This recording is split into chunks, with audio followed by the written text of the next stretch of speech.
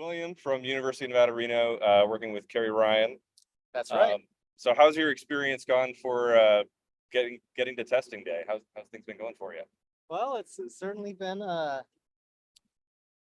bit of a bumpy ride. And that's just how science is. Things aren't actually clean out here in the field, and that's why we need to do these tests. We find out what works on paper and what doesn't. Well, yeah, what's a little bit different in real life, like snakes and rain and, construction equipment that isn't as precise as a CAD drawing. Very true.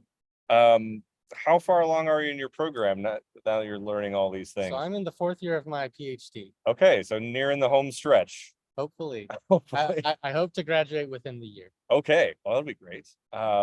What are you hoping to do after? After that, I'd really like to go and get a professional engineering license.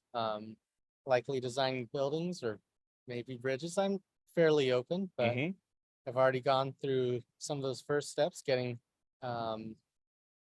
license. I've already taken the professional engineering exam. Oh, great. Hope I can continue on that path. Yeah, I didn't go for my full PE, but I did the FE exam, and I remember that was less than fun. So yeah, that's not an easy thing to do. So good work on keeping going to get that stamp. What are you taking away from this experience, aside from, like, we talked about tolerances, we talked about kind of field experience. What are some other things that you've been learning as an engineer that you're going to be taking into practice here in a year? Well, one of the great things about being a part of this project is that it's been very hands-on and very varied. A lot of student projects will be, they draw some plans, they hand it to a contractor. A month later, they get their test specimen back and they do some data and they never get away from their desk. But I've gotten the opportunity to be on site, be building some of this stuff myself, take some time learning some electronics, some soldering, had to learn how to cut metal, had to actually go and find problems and fix them myself. So it's good to get that hands-on experience. Did you get to learn how to weld? No, I really want to. Well, there's still time.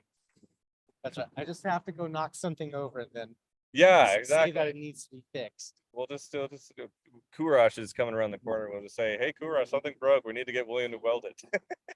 I bet you could talk to Robert or somebody and just, see if you got some scrap plate steel hanging around. And well, we definitely have plenty of scrap around. That's a good idea. I mean, you got access to a welder and people who know how to use it and want to teach you, because I mean, the staff here is amazing.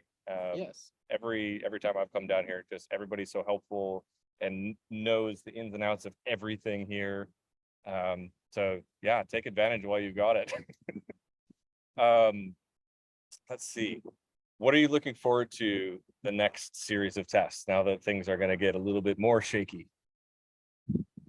Well, while in real life, we like our earthquakes to be small, when we're really trying to push the limit for our scientific data, it's a little more fun when it's big. Oh, yeah. When we really push the limit and see what's really possible from our building. We've been very pleased that it's been able to withstand 2 weeks of us putting it through punishment without being all that damaged, but it hasn't experienced the MCE earthquake yet.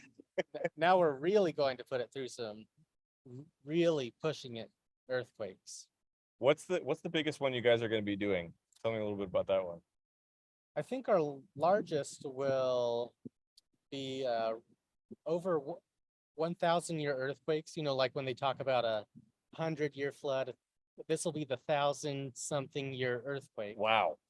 And it'll actually be the same motion we saw this morning, but just a lot more ramped up. So we did a 6.7 and a 7.7? Yes. So you basically do that at a magnitude 9? Something like that, yes.